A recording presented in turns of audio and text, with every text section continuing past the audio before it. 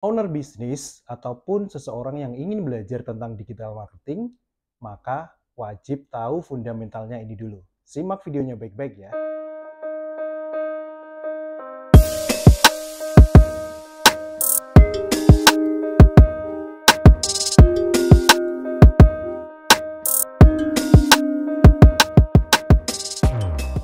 Oke, langsung aja yuk kita belajar tentang fundamental digital marketing.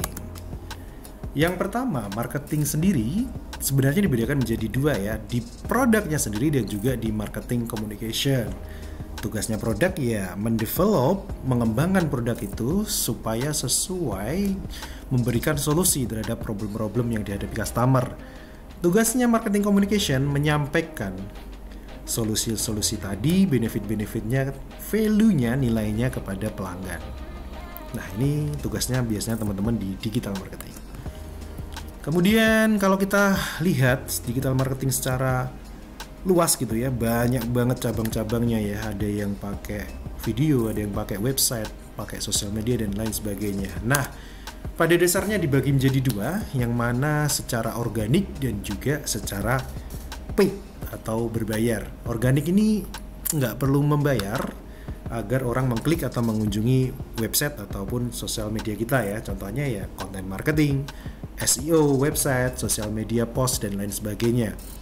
Sedangkan yang berbayar ini ya contohnya teman-teman beriklan di Google dengan search engine marketingnya, beriklan di kata kunci, beriklan di display, beriklan di sosial media, TikTok, Instagram, Facebook, ataupun di marketplace. Semua yang berbayar dengan beriklan itu kita sebut sebagai paid. Nah, apa bedanya? Apa keuntungannya yang paid ini? Yang pertama tentunya targeting.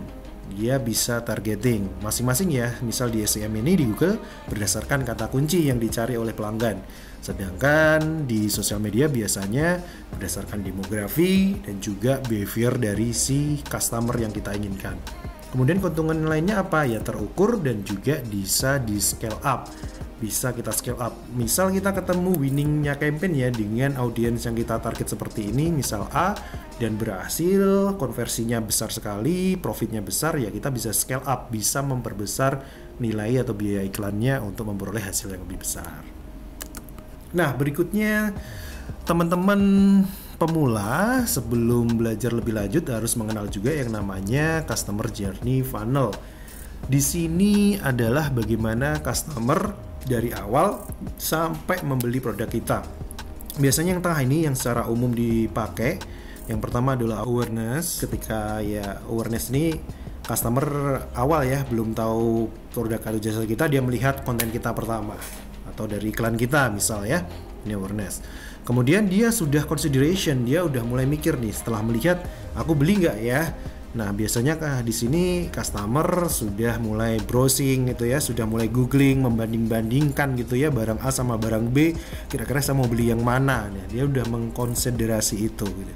Kemudian di level berikutnya conversion, semakin mengecilnya semakin dikit orangnya. Di conversion orang udah mutusin nih, saya mau beli A, tinggal dia mau belinya di mana nih, di marketplace atau langsung di website kita dan sebagainya. Oke.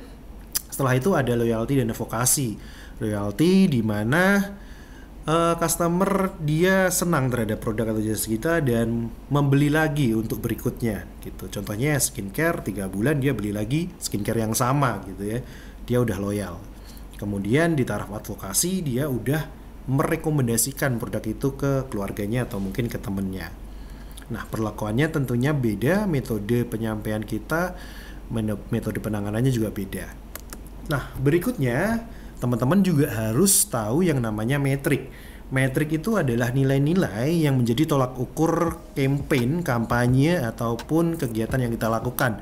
Contohnya di awareness tadi, kita beriklan, kita membuat konten yang bagus, edukasi. Nah, kita harus tahu nih, dia jangkauannya seberapa, impressionnya dilihat orang berapa kali gitu ya. Videonya dilihat berapa banyak orang, ngelihatnya sampai berapa persen dari video, berapa detik, berapa menit.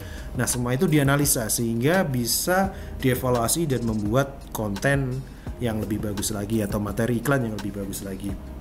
Nah, ini juga berdasarkan funnel, pasti dari orang yang melihat akan semakin kecil orang yang ngeklik, kemudian dia sampai akhirnya add to chart atau sampai WA juga semakin kecil, dan sampai terjadi penjualan tentunya semakin kecil. Dan metrik-metrik ini nanti teman-teman akan pelajari jika lebih lanjut belajar tentang digital marketing gitu ya. Dan terakhir pasti goalnya adalah revenue gitu ya, profit terhadap perusahaan itu sendiri.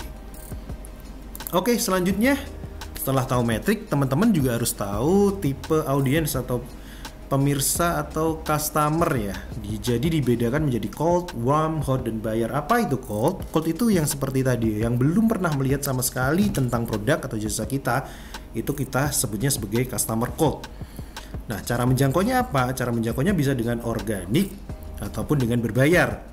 Ya, organik dengan konten-konten sosial media kita gitu ya. Berbayar juga dengan beriklan dengan konten-konten tersebut gitu ya. Yang engagement tinggi kita iklankan misal. Nah, itu kita sebut sebagai customer cold. Kemudian berikutnya warm. Warm ini atau hangat itu adalah customer yang merespon konten kita. Mungkin dia nge-like gitu ya. Nge-like produk konten kita, dia ngomen gitu ya. Terus atau share gitu, atau bookmark, atau bahkan atau dia mengunjungi website kita. Nah, itu kita sebut sebagai customer jenis warm atau hangat gitu ya. Selanjutnya adalah customer jenis hot. Nah, hot itu gimana? Nah, hot ini customernya sudah sampai level klik ke WA misal, sudah sampai add to chart, sudah sampai menginstal aplikasi, tapi dia belum membayar. Nah, ini kita sebut sebagai customer hot. Jadi presentasi untuk closing harusnya sudah sangat tinggi di sini. Nah, warm dan hot ini bisa kita jangkau lagi. Orang-orang yang sudah komen itu bisa kita jangkau lagi, atau orang yang sudah add to chart itu bisa kita jangkau lagi dengan menggunakan metode retargeting ads. Nah, ini nanti akan dipelajari. Jadi bisa, kalau teman-teman mungkin pengalaman ya lihat di marketplace, lihat sepatu gitu ya, terus pas masuk ke sosial media, ke Facebook misal atau ke Instagram, lihat lagi tuh iklan sepatu. Pas ke website lihat lagi tuh iklan sepatu. Nah, seperti itu menggunakan metode yang namanya retargeting ads. Jadi pengunjungnya ketika kita udah kasih trackingnya dari pengiklan, kita kasih tracking misal dari Facebooknya, dari Pixel, dari tracking Google-nya, maka itu bisa kita panggil dan bisa kita iklankan lagi. Oke? Nah, ini beberapa, jika memang customernya udah punya email bisa diingetin ya, karena dia waktunya bayar gitu, atau mengingatkan promonya mau habis loh waktunya dan sebagainya. Bisa di WA Blast juga. Dan ini beberapa juga bahkan ada auto ya, sudah ada jasa-jasa aplikasi ataupun yang bisa diintegrasikan untuk menjadi auto gitu. Jadi 7 hari otomatis kalau belum bayar di WA gitu ada. Selanjutnya ini adalah buyer, tentunya yang udah membeli, tentunya perawatannya juga harus lebih baik. Database-nya kita jaga, bisa kita gunakan untuk mengingatkan agar customer membeli lagi atau ditawarkan dengan produk lain dari toko kita. Nah, ketika mengiklan ini secara teorinya harus dibedakan ya.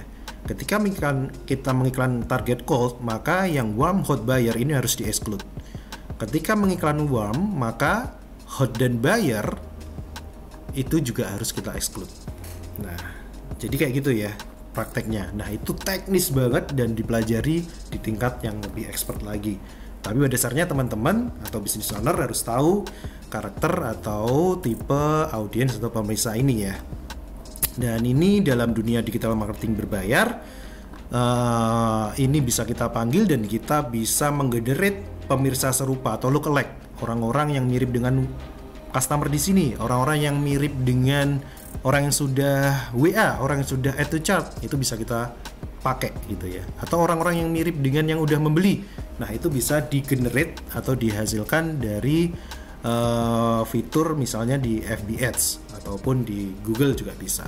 Oke, intinya teman-teman tahu ini, nanti kedepannya jika belajar maka tinggal memperdalam lagi. Baik, demikian fundamental dari digital marketing yang bisa saya sampaikan. Jika ada pertanyaan silahkan komen langsung di bawah ya. Tetap semangat. Terima kasih udah nonton video ini sampai selesai. Jika ada pertanyaan langsung aja komen di bawah ya. Jangan lupa untuk support channel ini untuk selalu like, komen, dan subscribe agar channel ini bisa bermanfaat untuk orang lebih banyak. See you.